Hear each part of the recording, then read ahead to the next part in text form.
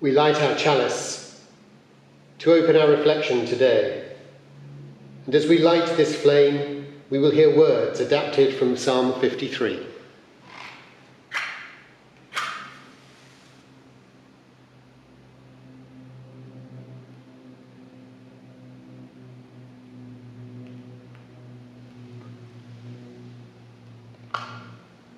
May the light of the divine shine into us, and wisdom transform our lives. May we recognize the heart of our creation, and our minds become spacious and clear. Let compassion flow from our hearts.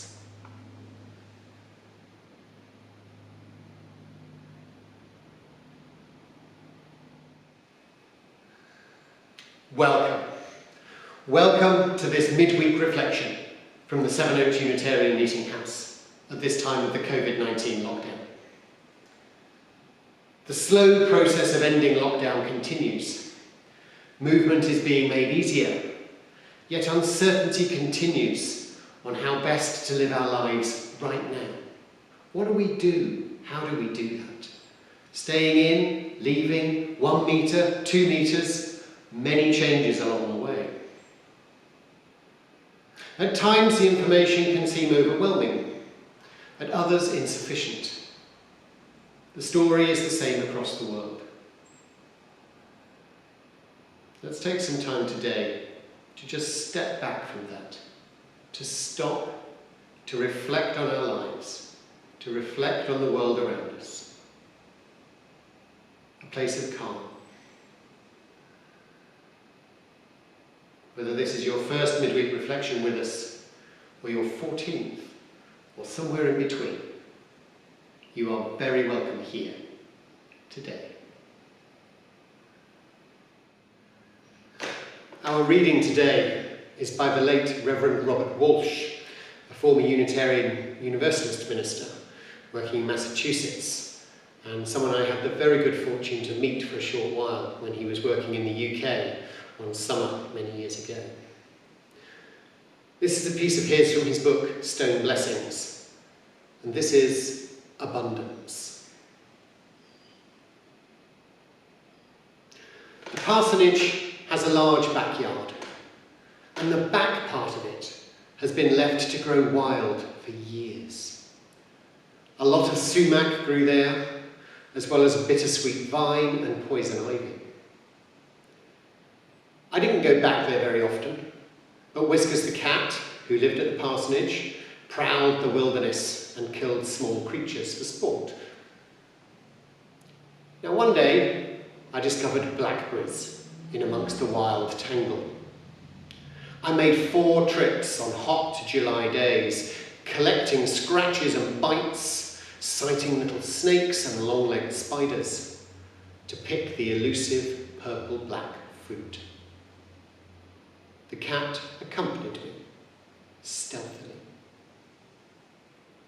I took the berries and I smushed them and sweetened them and boiled them down until they became 8 little jars of jam. And I gave most of them away. I loved the taste. It was magnified by the memory of the picked berries in that overgrown, uncultivated setting, and of transforming them in the kitchen. I did not create that taste, but I did get it into a useful and accessible form. I tasted some of it in winter, when the berry plants were grey and brittle. Another person tasted it in Florida, and still another in the mountains of Colorado. Many flowers bloom unseen, and there are many berries that no one picks. There is an abundance in the creation. Well, at least the material parts of the creation. It's less clear about the non-material things. Is there an extravagant gift of justice? Is there an excess of human love in the creation? I think not. Not without our help. we can do it. I believe it. With the gifts we are given, we can transform the world until justice and love grow among the toxic vines and the biting bugs.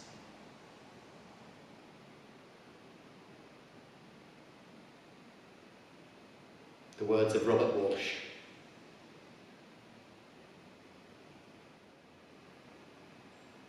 We are in another week of change, when rules and guidance are changing and moving once again on our path out of lockdown. The news tells us the welcome stuff, that the infection is decreasing overall across the country, and it reminds us still that this is part of a much longer path. We still must live our lives differently, to protect ourselves, to protect our loved ones, to protect the wider community. Our world is transformed and will stay transformed. And we hear sadness on the news too.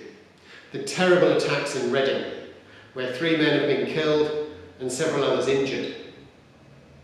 The motives and full story is yet to emerge, and it seems it will be complex. Yet the piece we do know already is the response of the police and of members of the public at that point. The selfless actions of those nearby at the time will have saved others from harm and will have helped prevent greater loss of life or injury. The abundance of love and care in those responding made a real difference. Now, in our reading from Robert Walsh today, we heard of the abundance Robert sees in the natural world. Mother Nature has been allowed to bloom unhindered and uncontrolled, a place of wildness. Yet within the apparent wildness and chaos, there is true bounty. There, protected by the thorns and the biting creatures, live the wonder of the blackberries. Now, I'm sure we all recognise this. There have certainly been patches in my own gardens over time where the brambles have begun to overtake. My late grandmother's garden at the very end was, in her final years, a treasure trove of blackberries, which she delighted in us picking and taking to her. There are many brambles, scratches, thorns in the hedges around the churchyard here, and the blackberries will come out later in the year. And from many patches of wild across the country, those sweet treasures will emerge. I've already committed to making jam this year. It shall be done. Yet Robert continues, recognising the bounty and abundance in all creation, he notes the apparent relative shortage of love and compassion in society. I say apparent, as does Robert, as it's all about discovery. I've seen love and compassion in abundance in recent weeks.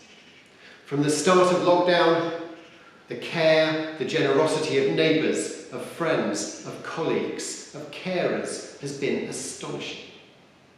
Small stories of wonder, where lives and friendships have been turned around through common cause to counter coronavirus. And in that response too this week to terrible and tragic acts, as there have been week in, week out, such as that in Reading, such as that at the death of George Floyd, we see again the emergence of care, the emergence of love, the emergence of looking out for one another as needed to help, to protect.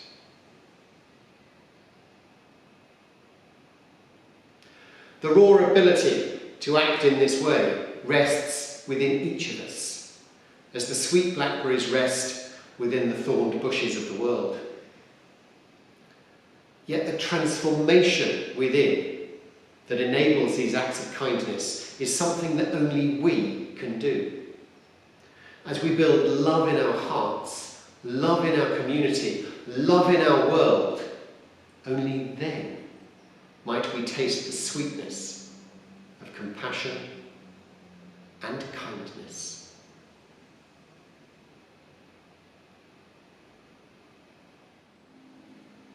Let us come together now in stillness and quiet as we settle our bodies, focusing on our breath,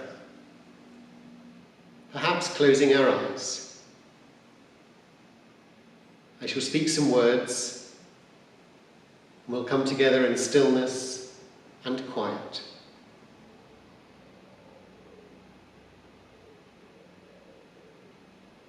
That quiet will be broken by music as we continue our reflections. So as we settle our bodies, focusing on our breath, becoming aware of our surroundings,